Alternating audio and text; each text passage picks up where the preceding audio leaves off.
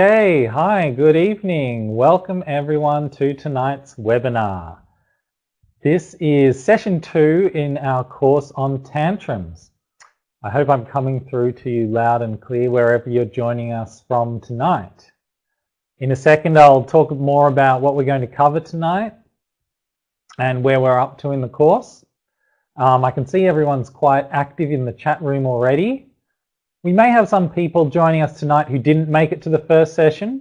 That's okay. I hope you've had time to watch the recording to catch up on where we're up to, because that's going to be important in understanding what we're trying to do here. And each week we're going to be building on the stuff we've done last week. So as I talked about in that session, it's quite important that you try and do as many of these sessions as possible. And I know logistics are hard, particularly when you've got kids, particularly if they've got tantrums going on. But try and make it to as many as you can if you really want this to make a difference. Try and make it to as many as you can if you really want this to make a difference. So today's session is all about looking at your child's environment. Not the most exciting name for a session. I promise it's actually going to be quite interesting and quite useful. At least I think so.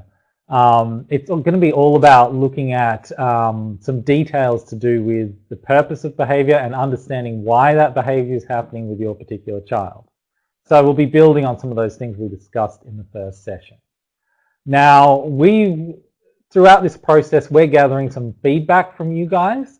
At the end of last session, we shared a link to a little online survey.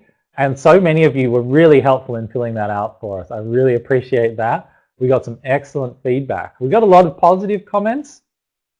Some points for us to consider were a few things. One was about the pacing of the first session. Some people felt it was too fast, like we were rushing through too much stuff too quickly. Now, I've had a feeling that would come up because I was conscious of that. We were trying to cover a lot in that session. Hopefully what stuck with you might be those 5 practical tips and also just a sense of what the overall approach is about. That was really the main aim of that session.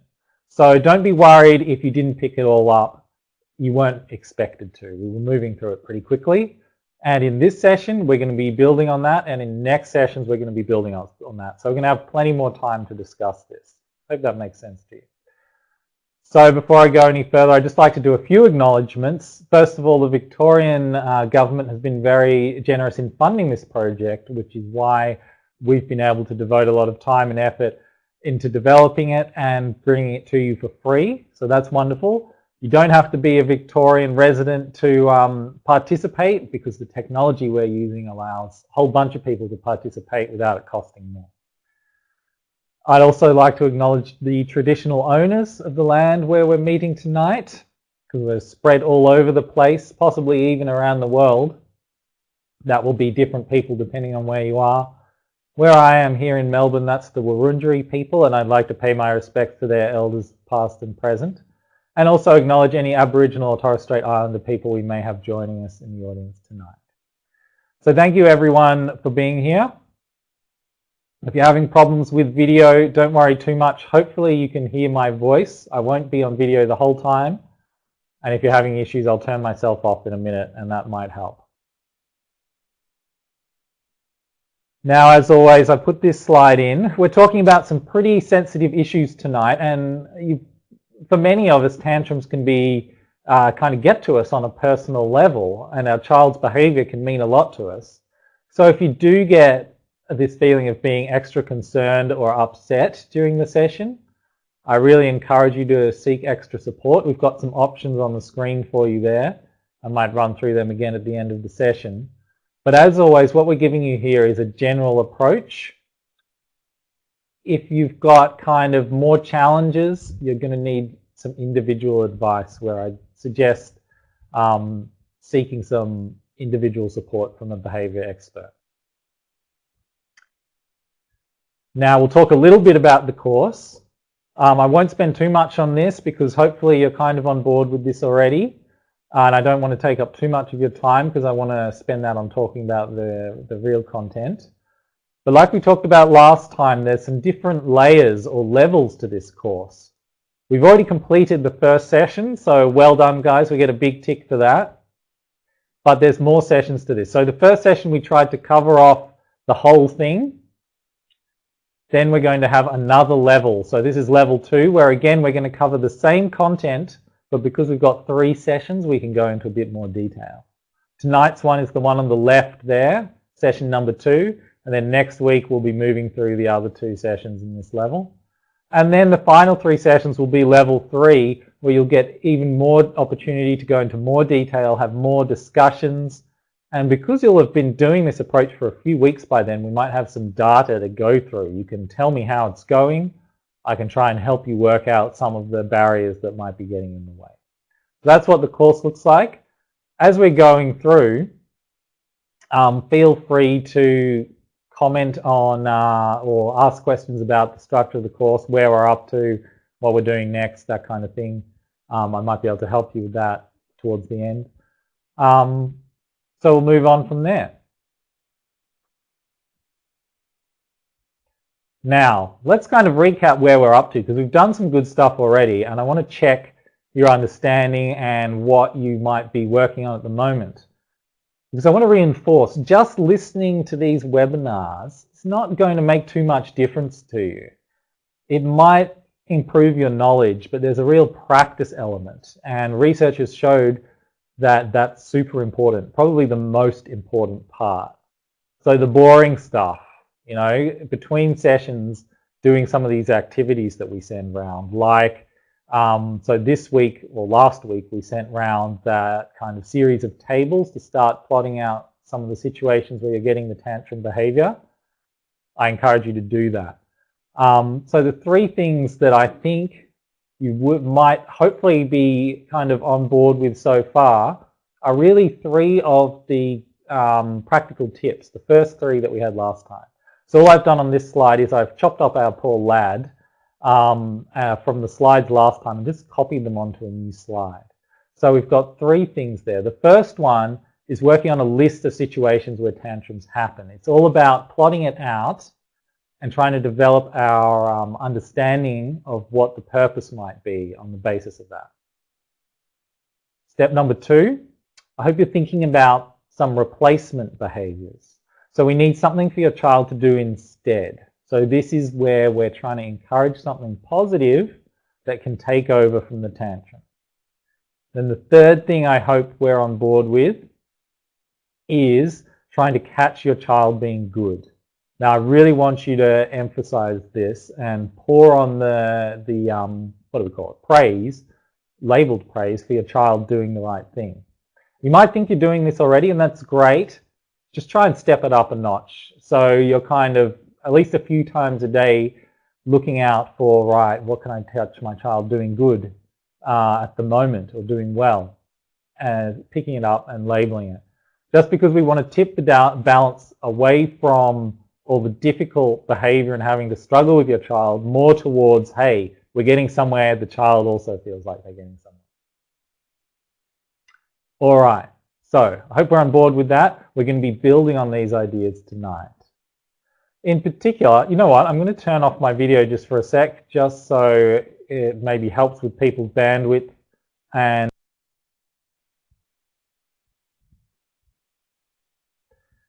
just so it helps with people's bandwidth. So today, it's going to be quite psychological in a sense. So we're going to be working on trying to get inside the mind of your child, trying to understand the psychology of tantrums. Don't worry, it's not going to get too technical. We'll keep it really applied. And I'll be sort of guiding you on how to work out what's going on with your particular child. In other words, how they respond to the world and why that's getting into tantrum type behavior. And we're going to use this so that you can set yourself up for success in getting the responses you want. In other words, less tantrums. All right.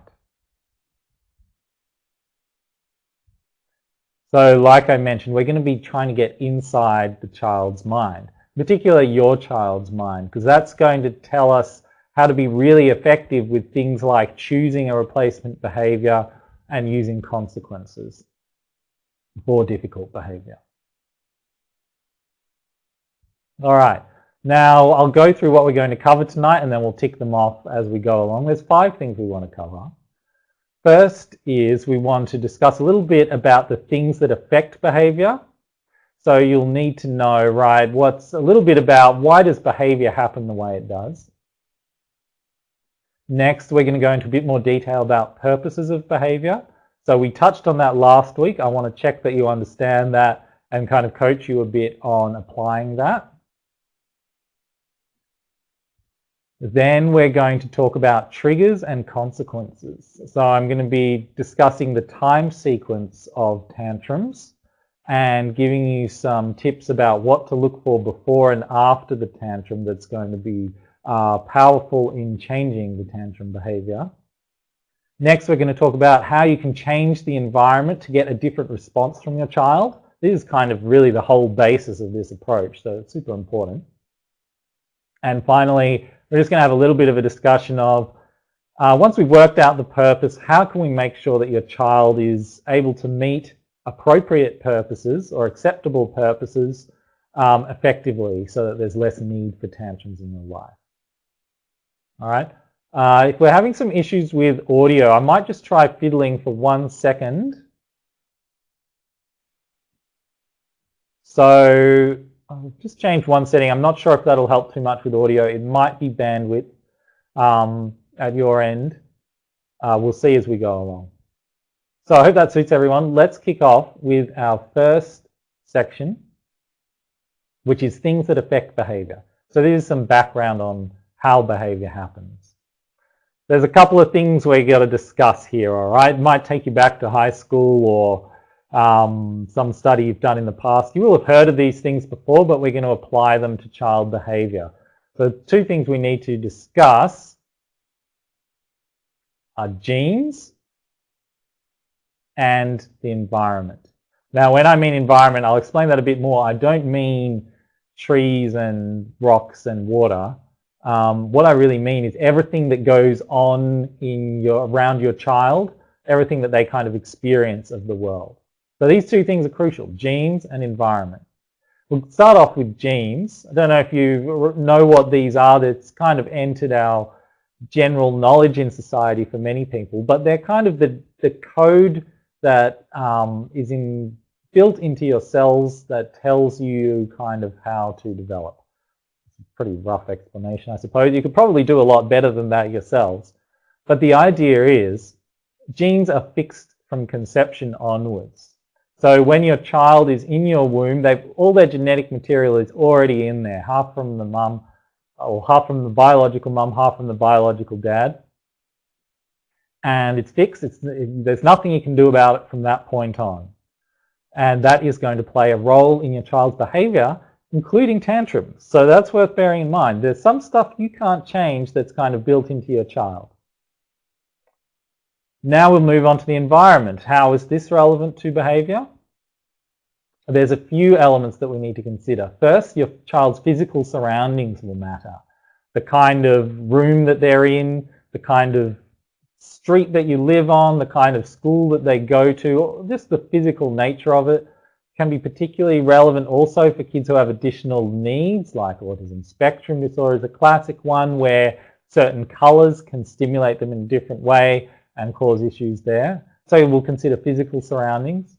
We need to consider people around the child. That's super important. That includes you as a parent, includes any other children living with them. But it also includes a broader mix of people like, say, extended family, like teachers, like the person next door, like some person they bumped into one time in the grocery store. So any kind of person who they've interacted with. And finally, their internal states. This is part of your child's experience as well. And the tricky part here is that you can't necessarily see what's going on with your child's internal states. It makes it hard, doesn't it? Think about things like tiredness, hunger, thirst. These are all part of your child's experience of the world around them. That it's going to have a significant impact. Now, And we also need to bear in mind that it's their experience of these things over time. So it's not just how they feel right now, it's how they felt in a similar situation some time ago, or how they interacted with a particular person some time ago. All this builds up over time. So you can see how this is going to get pretty complicated, and we need to be careful in how we break it down and understand it. So just to kind of summarize what I want you to take away from this, bear in mind that your child behaves based on their genes and in response to their environment. Furthermore, they're going to try to act on their environment to get the results that they want or need. Okay? That's a basic kind of summary of really all behavior, including tantrums. Let me know if that doesn't make sense. We're going to move on, but that's kind of quite important. Now, this is a chance for you to interact. I'm going to ask you a question, and can you comment in the chat box if you're able? Everyone's input is just as valuable as everyone else's, and remember to be kind to each other if you want to comment on someone else's input. The question is, in your opinion, you don't have to be an expert, what do you think might be different about the world from a child's point of view? So we all have this idea of kind of this romanticized idea of, you know, the child's point of view. But in concrete terms, what are some differences that you might imagine about how the world looks to a child compared to how it looks to an adult? So I'm just going to stop talking for a second. It's not a problem with your audio. I'm just going to wait for a few responses. I'll give you about 20 seconds for people to comment on that.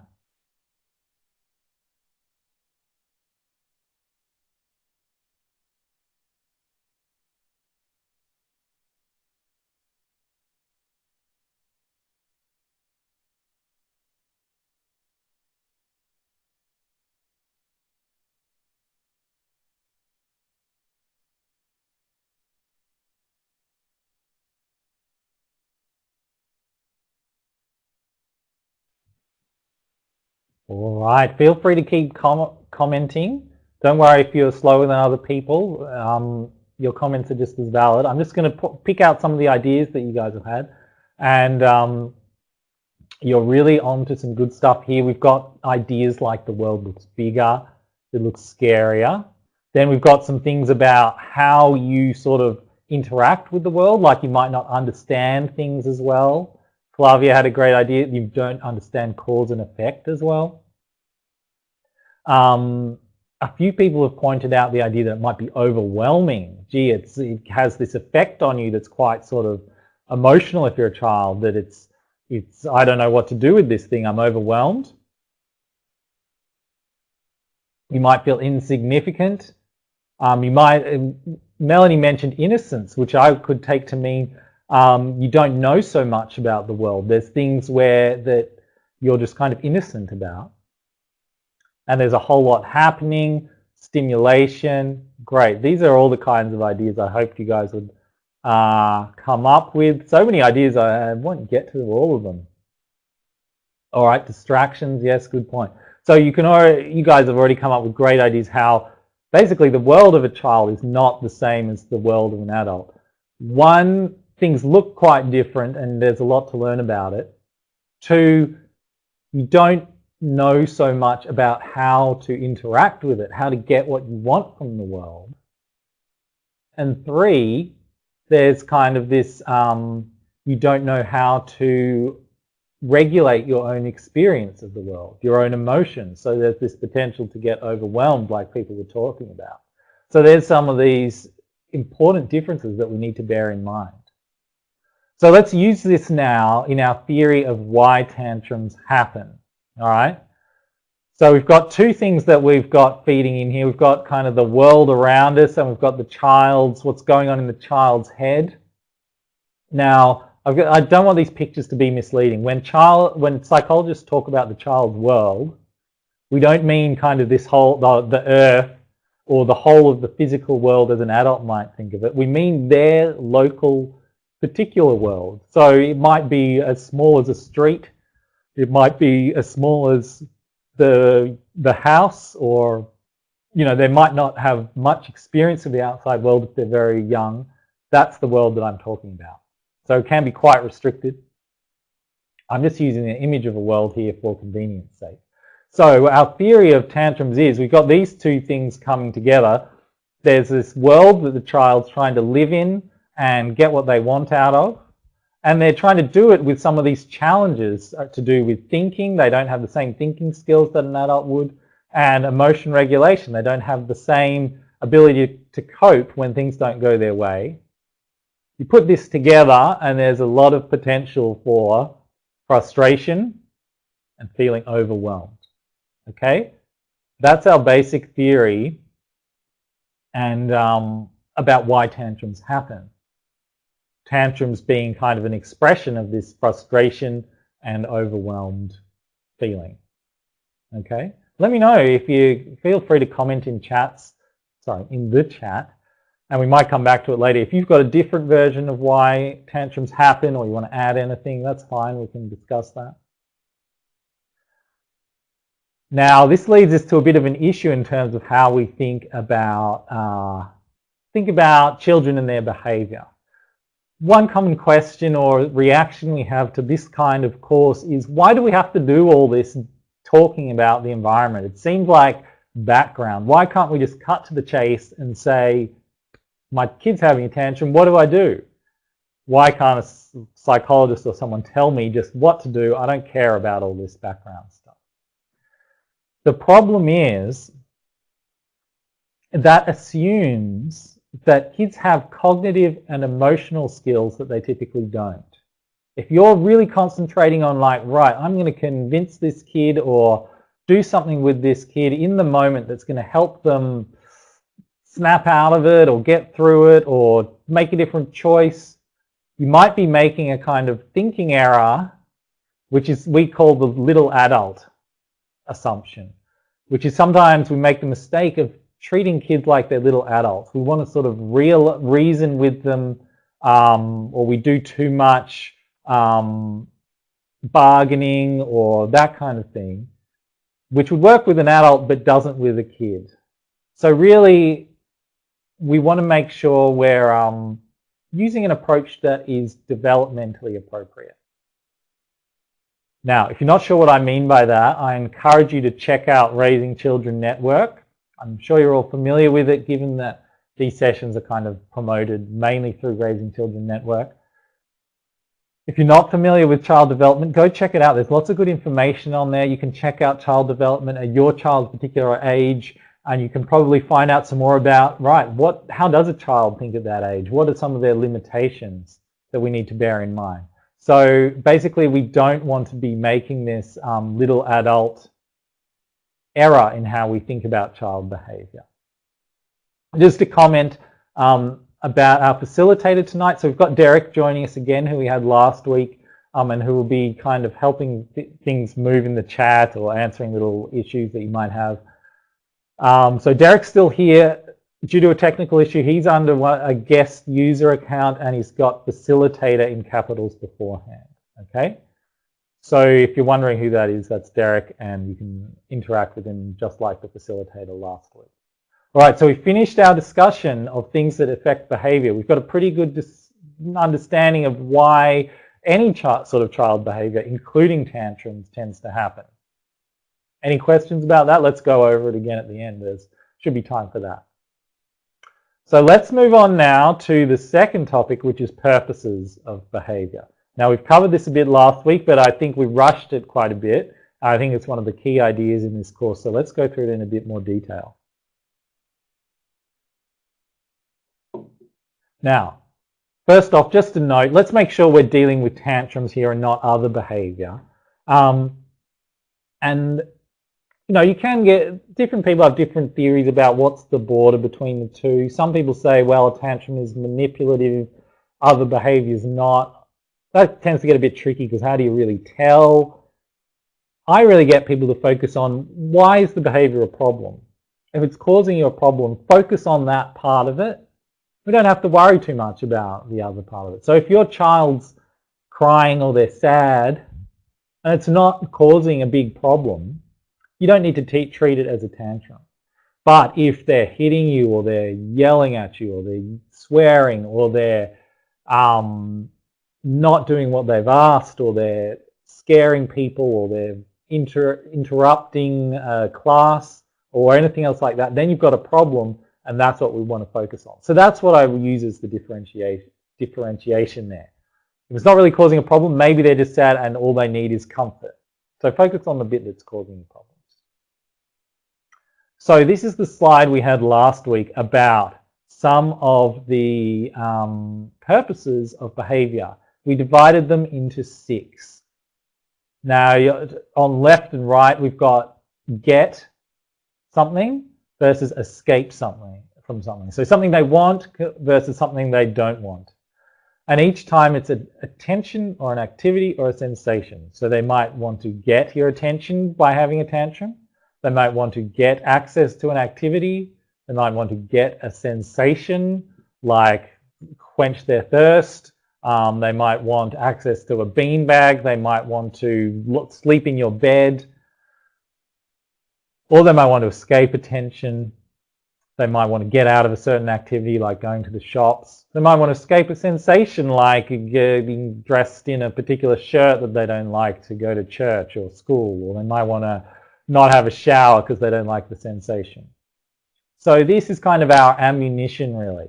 Think about how you can use this to help you deal with your child's behavior. So I'm going to give you a few more tips now on working out the purpose and how we can get the best out of that. So some of you might have already come to this conclusion, but I want to make this point as clearly as possible. You could have 2 tantrums that look very similar when you just see the tantrum itself, but have different purposes underneath. That's what we're trying to show here on this graphic.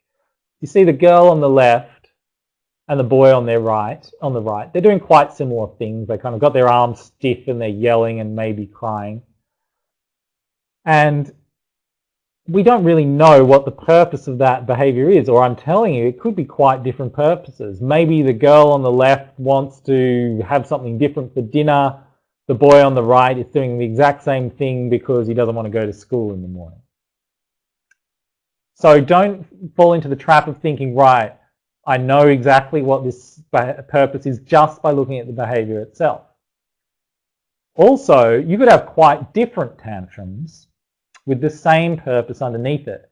So maybe these 2 kids, the girl on the left and the boy on the right, are both having a tantrum about not wanting to do their maths homework, assuming they're school-aged. Okay? They're doing quite different things. The girl on the left is going stiff and screaming. The boy on the right is snapping his pencil and maybe he's going to bang the desk or something like that. Could be the same purpose underneath. We really want to target the purpose, not the behavior itself. So that's why we're going to go into more detail here about working out the purpose. Hope that makes sense. So the missing part in these slides that I was just showing is really the context. It's all about the context. So you remember last week how we went through that family scene and we were asking who, what, when, where, getting you to think about some of the context. We want to do some more of that here. So I hope I've made the point that you can't just look at one behavior and say, I've worked out what the purpose of that is, or one tantrum. To get it right, you need to gather some more information about the context. And really, the context is your chance to make a difference.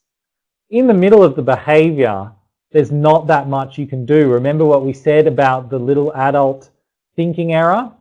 Don't try and do too much in the moment. Often the best you can do is just try and calm them down and make sure the tantrum doesn't get them a particular result. Our best bet is then to think about, right, what happened before that and what happened next.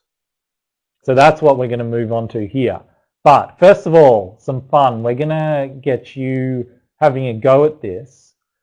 Don't worry too much about getting it right and wrong. We're going to watch a couple of videos. I want you to just have a guess about what you think the purpose is.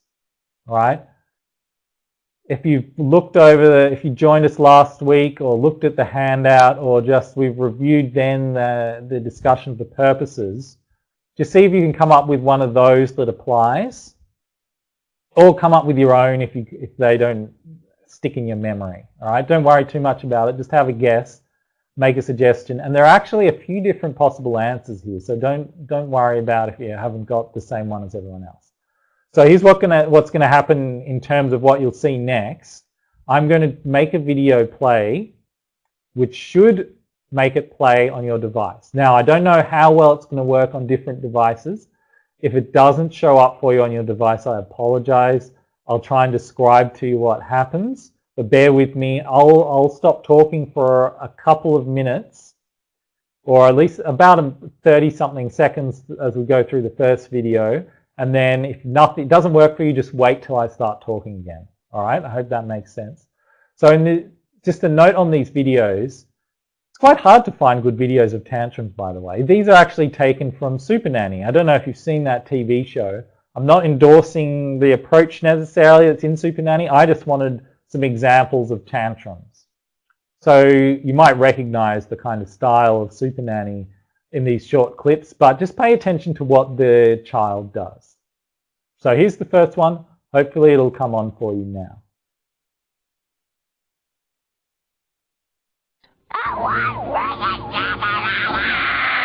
I don't know what to tell you. I hate you.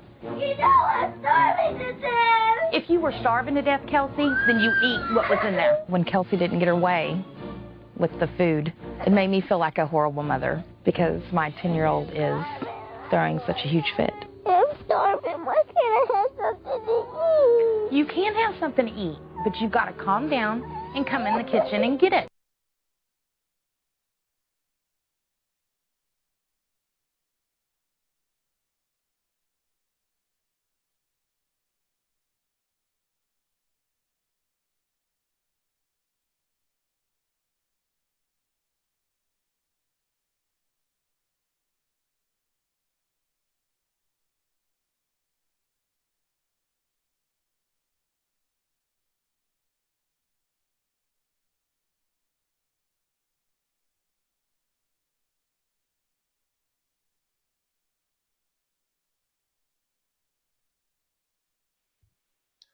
All right, so I'm wondering, did people see that video, and can you comment on what you think the purpose is? It might not have worked for some people. It is a bit demanding on bandwidth playing videos over this platform. If you have seen it, have a guess at the purpose. I'm going to describe what happened now. So basically it's a scene where there's a girl, she's quite tall, I'm guessing she's at least sort of 9 or something like that. She's lying on a bed kind of yelling and kicking and screaming, saying, "I want chicken nuggets." Mum comes in and talks to her and says, "You need to come downstairs and eat," basically. Mum's quite calm in this situation. The girl's lying on the bed kind of kicking and screaming. All we can make out of what she's saying is, "I want nuggets."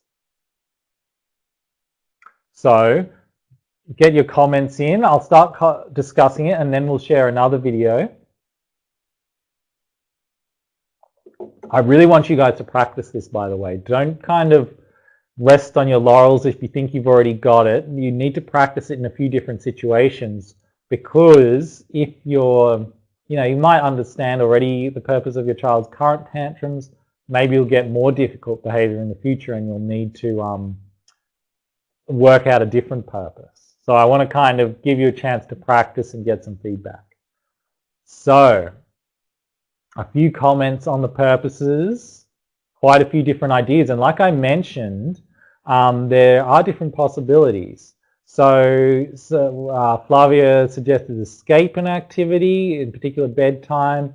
Carla suggesting the purpose is about getting chicken nuggets.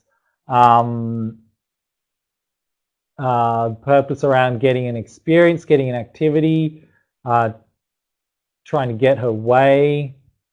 Wanting attention, getting an activity, wanting something particular to eat. That's good. Keep commenting if you like. Yes, getting what she wants, but also escaping what she doesn't want. So a few comments I have on this. One could be getting an activity, like she really just enjoys the process of eating something like chicken nuggets, so maybe that's her favorite food. Maybe it's to avoid an activity like eating the food that she's supposed to eat. Let's think about sensation though. That's kind of one of these ones that's sometimes a bit hidden below the surface. Maybe she wants to get a particular sensation that she has when she eats chicken nuggets. Maybe it's something to do with the texture or the saltiness. Maybe it's to avoid another experience, another sensation that she doesn't want from other foods. Think about something like broccoli. Maybe mum had before this had said it's broccoli for dinner. And, you know, there are chemicals in broccoli that take some getting used to. Maybe she actually finds them quite difficult to handle. And attention is also another viable option. Maybe she's actually not that fussed about dinner, but she knows if she kicks up a fuss, mum's going to have to come and talk to her and deal with the tantrum that she's having. I think the only one that maybe isn't a likely case here is avoid attention, because she's clearly getting a lot of attention, well, some attention for doing this, and she could just kind of try and hide or something if she really wanted to avoid attention. So I think that one's pretty unlikely. We'd want to know a bit more, wouldn't we, here? Does that strike you? But we still want more context for this video. Even though we've seen a fair bit, we'd want to know a bit more like what happens usually at dinner time? How often does this kind of behavior happen? What does mum do next if the tantrum continues? So you can see how context becomes so important in working out the purpose.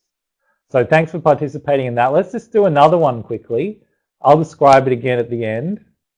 So it'll take about 45 seconds and I'll be quiet and then talk again after that. So again, while it's playing, just have a guess at the purpose. Go get your clothes on. Get a shirt on now. Go get your shoes on. You're gonna get dressed, Devin. Stop! Finally, we managed to make it to the car, but things didn't get any easier. You got 2 seconds to get that seatbelt on. I'm throwing the sword in the garbage No, can. you're gonna get it. Get it. Once again, it was Devon who drew his sword, and it started to kick off all over again. You're not getting it. Out. Enough. Elisa was like, that's it, out the car, we're not going. Let's go, guys. I'm so sick of fighting with them. It sucks. And the decision you've made is what? Not to go anywhere. You never get anything done half the time.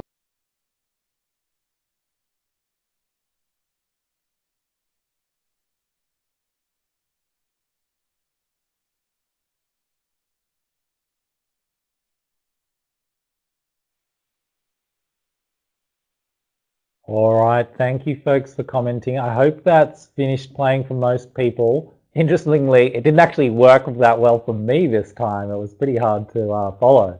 But if it didn't work for you, basically what was happening is a mum was trying to get a few, looks like all boys, ready to go out, trying to get them dressed. Then there's a scene where she's trying to get them in the car. One of them sort of struggling a little bit. She takes away his toy sword and then he starts kicking and screaming.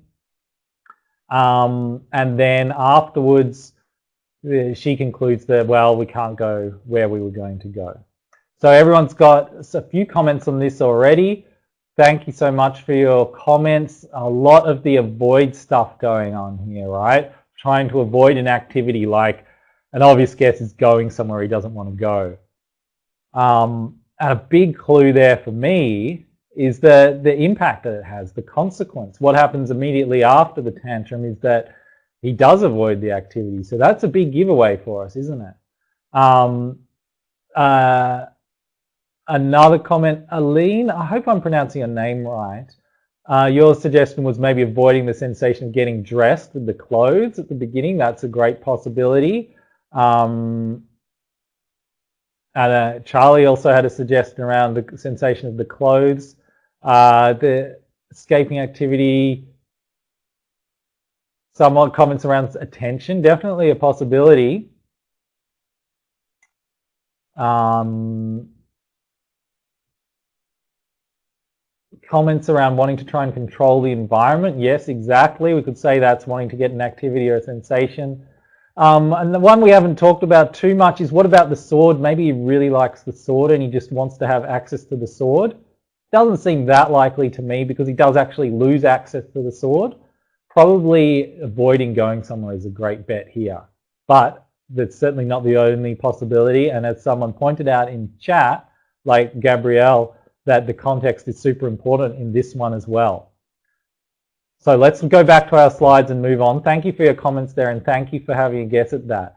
You can see how we need to refine our guesses as we go along, and we need a bit more information. I want to give you some guidance on the kinds of information that is particularly useful, and that's triggers and consequences. So that's our next topic here, triggers and consequences. Let's see what we have to say about this. We're going to have a look at the time scale of the tantrum behavior. And this is how we're going to do it. Let's have a look at this behavior here. It's not a tantrum, but I wanted to start with a simpler example. And as always, we can move on to tantrums. You could substitute a tantrum in for this picture. If you can't make it out that well, what we've got here is a boy. There's a broken vase on the ground. The boy looks a bit shocked. Let's have a guess here and say he's probably dropped it. So here's our behavior. The next bit of information we want is what happens immediately before that.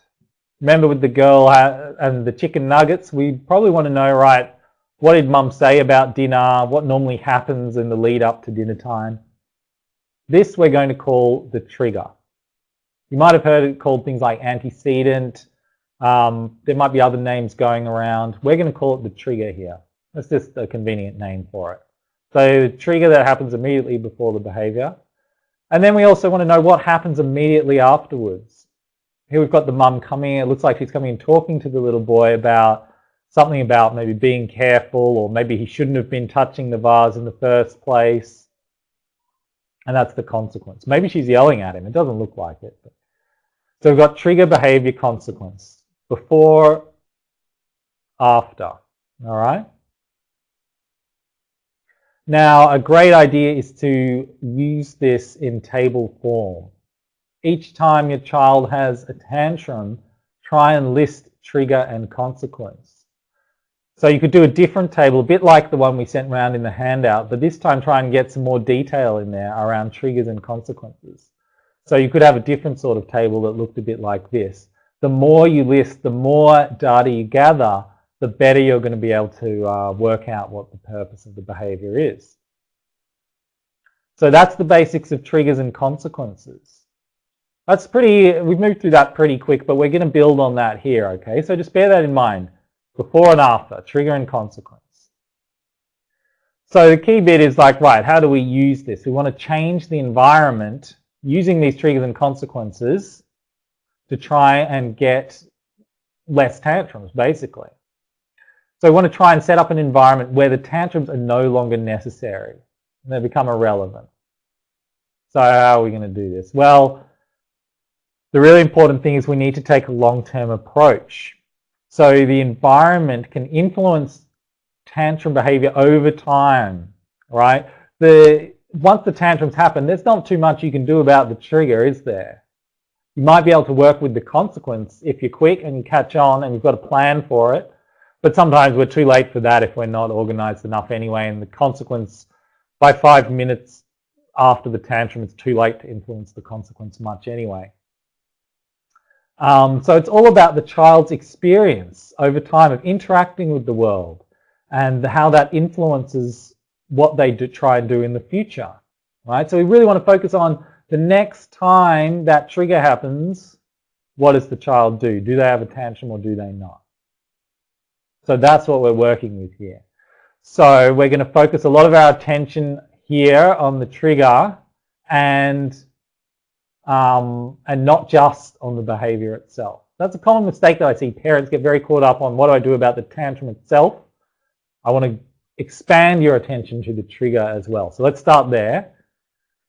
Here's a few things you can do about the triggers. Now, I won't go into too much detail on this, but you might be able to think of your own examples. Best case scenario, maybe you can eliminate the trigger. Wouldn't that be great?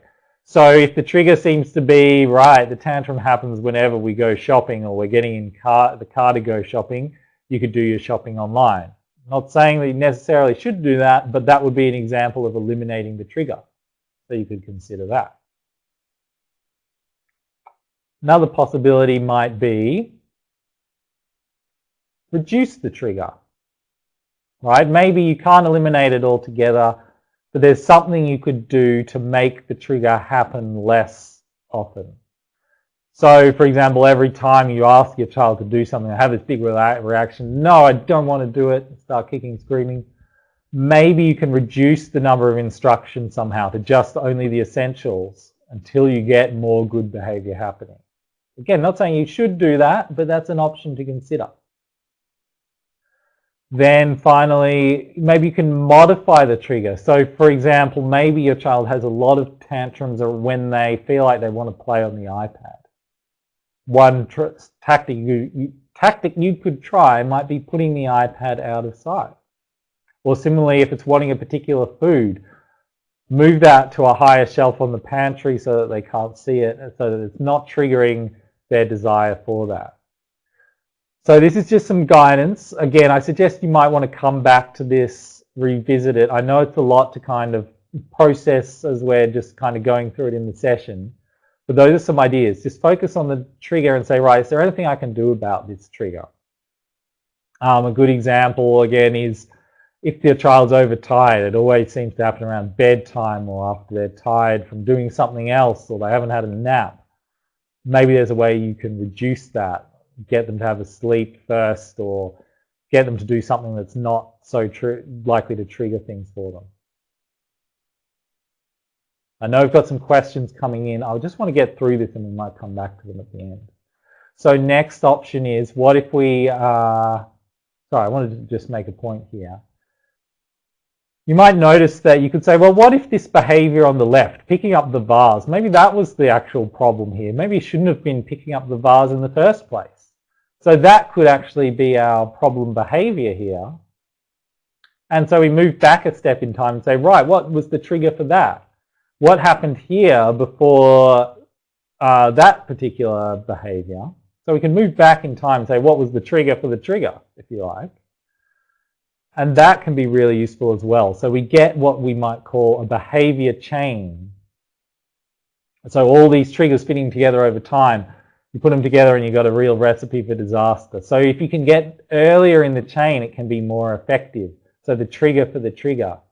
So for example, if it's whining, that is sort of your hint that maybe a tantrum's heading your way, maybe that's the bit that we want to target before worrying about the tantrum itself. And there's ways we can do that using this same approach.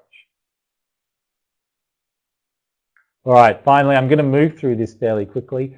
You guys might be aware of this already. There's some situations that are worse than others, and you might know for your kid what makes it worse, what makes it more likely that a tantrum's going to happen. We'd call that a risky situation. And they contribute to the situation like this. You've got a trigger leading to a behavior, but a risky situation makes the difficult behavior more likely, the tantrum more likely. A positive situation makes it less likely.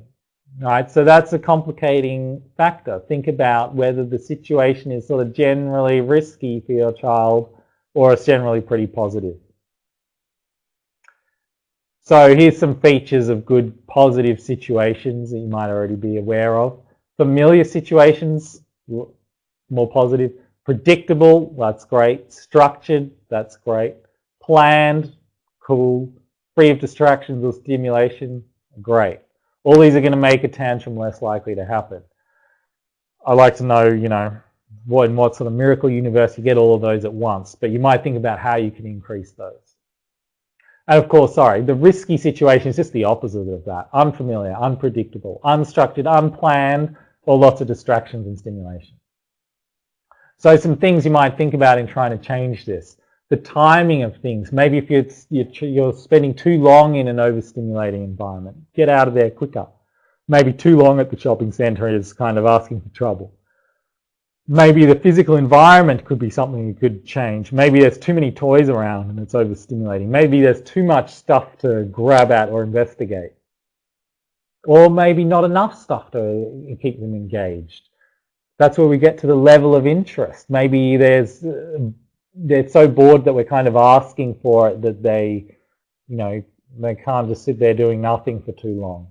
Also think about the level of difficulty. If we're trying to get them to do something they're not so good at, that's also a recipe for frustration, which is a problem for tantrums. So next, have a think about the consequence. This is going to be the subject of a whole session. I think it's session 4. Yes, so the one after next, we're going to be spending basically the whole session on consequences and really going to the best kind of consequences to influence behavior. So I won't spend too much time on itself. I just want to flag it as something to think about. There's 2 main types of consequences, positive ones, negative ones. Now, you guys are clever folks. Can you tell me if there's a positive consequence, what does that mean for the behavior? So if we look at this situation here, if the behavior gets a positive consequence, does that mean it's more likely that the behavior will happen again next time or less likely?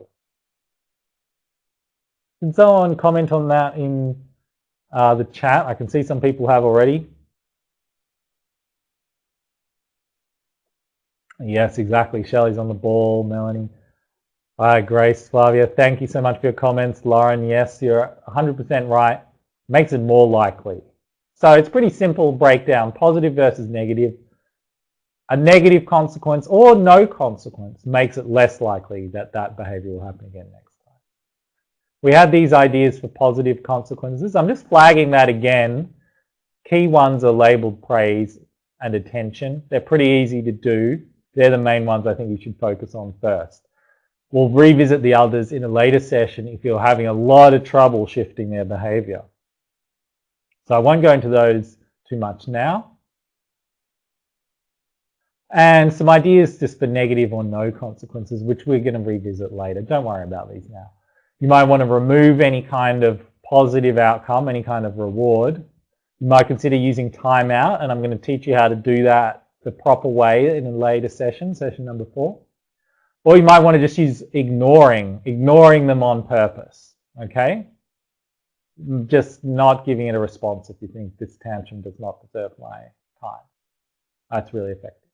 And finally, make sure the tantrum doesn't work. So that's where we remove the, in the example of the mum, the kid gets out of going somewhere he didn't want to go in that video example.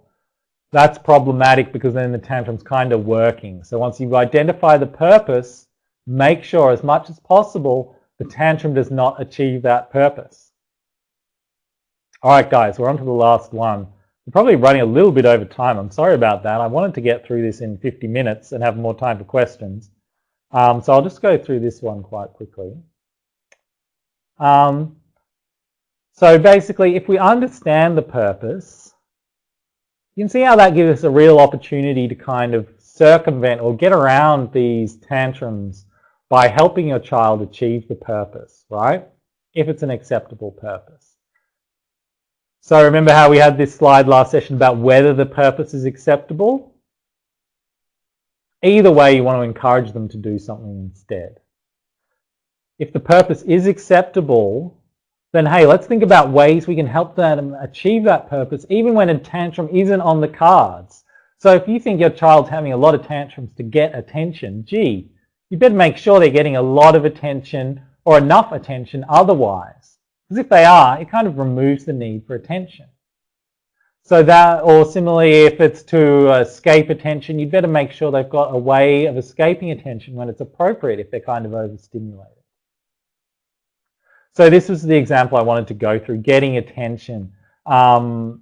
This is an important one. Busy families, not a whole lot of time necessarily to spend with kind of quality, positive attention for good behavior. Have a think about, do you need to build in more positive attention for the right behavior so that you kind of reduce the need for a tantrum? That's really powerful stuff if you can do it. Also be patient during this. So while you're trying to help your child get their needs met in some other way, remember they're learning new skills. You know how we talked about the limits on their cognitive skills or their thinking skills and their self-regulation skills? This is a skill just like ballet that we've got in the picture here that's not necessarily a simple thing to learn. So don't assume just because you've chosen the behavior and you've told them to do it that they can do it. You're going to need an approach to building it like a skill. That is the topic of session 6 in level 2. It might be session 5. I'll need to double check that. But in level 3, we go through that in a lot more detail. Don't worry if you don't know how to do it now. All right, so that's the core content for today. Hang around for a second. We're going to do question and answers, and also we've got a survey for you to fill out again. If you do have to leave, can you try and either click the link that our facilitator Derek has shared, or if you just click on exit, there should be a little exit button at the bottom. Instead of closing your browser, it'll open the survey automatically. Okay? So yes, I was just talking about the feedback survey there. Again, it's pretty short. It only takes us a few minutes, and we do really look at it. And I'll be using that to kind of help the stuff that we're choosing to focus on in future sessions. I'm going to leave this on screen while we're discussing, okay? So keep bringing on your questions, and I'll start answering them in a second. This is just a recap from last session on the practical tips, because as much as possible, I want to bring you back to that and focus on that. Next session is going to be session number 3, all about how we target behavior specifically. That's going to be really important for you. So let's get on to questions. I'm going to turn off my audio just for a second while I have a look at some of these questions. So don't leave if you want to hear the questions. It hasn't ended. I'm just going to be reading some of them, and then I'll be discussing them with you.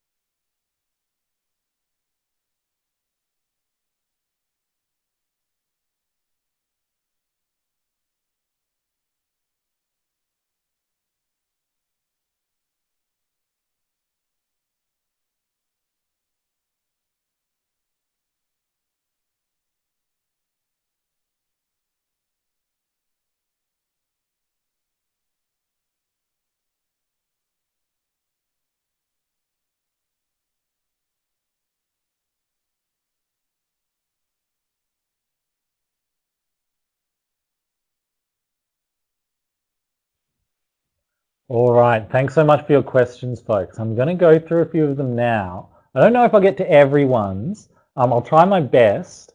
If I don't get to it, keep coming to future sessions and hang on to it and ask again, because we'll have plenty of time to go through them in later sessions, I suspect. So we've got some really good ones, and I love how you folks are asking about some detail here. I can tell that you're really paying attention and trying to apply what we're talking about, so that's really useful. So first one from Aline, and I hope, again, I'm pronouncing your name correctly. Let me know if I'm not. You've got a question about not giving in. So in the example we had of the wanting nuggets for dinner, so this is to do with not letting the tantrum work, basically. Aline's comment is, it wouldn't be the right consequence to let her have the nuggets for dinner. And I would agree. No, that wouldn't be ideal. Sometimes you have to, right? Sometimes it's not always possible. But just bear in mind what the impact of that will be. So you'd have a consequence there of kind of getting access to something that she wants or a sensation that she wants. That is going to make it more likely that you have that tantrum again next time, I would suspect. So you might be sort of making a rod for your own back if you do give in. I know it's hard, and sometimes you will, particularly depending on how bad the tantrum is or what the purpose is or what the context is. But just bear in mind that each time you do that, you're kind of making it harder to stop the tantrums next time. Ria had a question about, what about a behavior where they're trying to, the purpose, and I'm kind of interpreting here, Ria, the purpose is to avoid something, or sorry, to access something that might be dangerous. They want to do something that's dangerous, and you're telling them not to. That seems to be the trigger for a tantrum. Okay, so here you've got a purpose that is not acceptable. It's never acceptable for them to do something dangerous, so we don't have a situation where we can say, all right, we're going to help you do that in some more appropriate way. So it makes it hard for you, doesn't it, if you're trying to remove that trigger. You might you might want to take it back a step in the, you know how we're talking about that behavior change? You might want to take it back a step. You know how we talked about that, and focus on what happens before that. And I don't know what this dangerous behavior is. Maybe you can get them kind of away from that situation where they want to do the dangerous thing, or spend less time around there. If it's like running onto the road, you might be able to kind of spend less time around roads. I know that's often hard to do, and I don't want to sound like I'm telling you something obvious. Or you might be carrying them more around roads, or you might be holding their hand around roads, walking a shorter distance. But ultimately, there may not be too much you can do about the trigger in that situation. So these are just ideas that you might be able to use. Really have a good think about them. But if it's not possible for you to reduce, eliminate, or modify that trigger, okay, that might be the case. What if Teresa had a similar comment about a purpose that is not acceptable, it sounds like to me, like avoiding a nappy change. So if that's the trigger, again, you may not be able to do too much about that trigger. You've got to change their nappy if it's dirty, right? It's not really okay to have them in a dirty nappy. That's got health implications. So again, that might be one where we need to pay more attention to the situation more broadly, and we might need to do some work around setting them up for success in that situation. So that's, again, going to be in level 3. It's going to be planning ahead for these kind of really difficult situations. Similarly, now we talked about positive versus risky situations. I don't know if there's going to be anything useful for you there, Teresa, around working with the timing or the physical location, giving them something else to do to keep them interested while you're changing their nappy. But definitely there are limits on what you can do. Gabriella had a comment around taking, or a question around taking turns. That seems to be the trigger when it's not their turn, they have to share, or they have to let someone else have a turn. That's going to be a challenging one, isn't it? You might want to think about encouraging their turn taking in a less challenging environment. Maybe you can do a simpler game. Maybe you can do it one-on-one where it's less problematic. It's less of a risky situation. They don't have other kids around to deal with as well. It might be one-on-one just with you. And you can treat that as your kind of turn-taking academy. But that would be the best suggestion I can make there. But you certainly don't want to get into a situation, do you, where every time they have a tantrum, they don't have to share, or they don't have to let someone else have a turn. So just make sure the tantrum isn't working is always the bottom line. And Isabella had a question about ignoring and continuing another whatever activity you're doing versus calming them down when they're having a tantrum. So that's a good question, and it really depends on, like I said right at the beginning, what the problem is for you there. So what is the problem about the tantrum? It might be that they're hitting you, they're yelling at you, they're screaming, they're interrupting other people. That would be a big problem where maybe it's not such a good idea to ignore it and you want to send a clear message, that's not okay. In other situations, if it's not causing such a problem, they just seem to be really overwhelmed and upset, you might want to spend some more time calming them down. So you might want to get down to their level, do some soothing. Just be wary that that you can have a reinforcing effect based on the amount of attention that you give them there. So it kind of depends on their age here. Sometimes even for anxious kids, when they're maybe 3 or something like that, we can start to push back at them a bit more, or even 2-year-olds if they're quite good with language. You might say, look, you're really upset. We need to calm down. How do you want to calm down? So you can push it back on them a little bit if you find yourself doing a lot of time, spending ages trying to get them calmed down, hugging them, talking to them. Just be aware that you're not doing too much of that. So in general, ignoring can be quite good, or sending a strong message that it's not okay, or encouraging them as much as possible to do their own calming. Vicky had a question about finding a behaviour expert. I don't have too much to suggest for you there. Raising Children Network does have some of that kind of information. Check out what you find there. Otherwise, I would suggest if you want a psychologist, you could use some avenues of finding a psychologist. I don't want to mention anything in particular in case there's a commercial aspect to that. And so basically it is a real challenge finding behavior experts, psychologists who will meet what you need. I might see if there's any more I can find about that. Raising Children Network does have a sort of find an expert feature, and Derek, if you know the exact name of that, that would be handy. So we'll have one or two more questions. So Rebecca's one about, I know you mentioned this earlier on, Rebecca, about the trigger is getting the laptop out. She has a tantrum that she wants to use it every time. It really depends a lot on sort of the age of your child, how much screen time you've decided is appropriate. So just go apply the kind of steps that we've discussed. See if you can reduce the number of occasions when she's sort of exposed to the laptop, but you shouldn't have to put it away altogether, should you? So make sure it doesn't get a positive consequence and introduce some negative consequences. So planned ignoring could be a really good one if you think that's okay in the circumstances. We could try something like timeout or warnings, removal of other activities that they want. So session 4 is going to be all about that. Might be next. No, session 4 is going to be all that, one after next. So I suggest that one's going to be really important for you. So we better wrap up there. I know we had another question from Mariam. I hope I'm saying your name right. I think we better end there though, because we're a little bit over time and I don't want to make people hang around too long.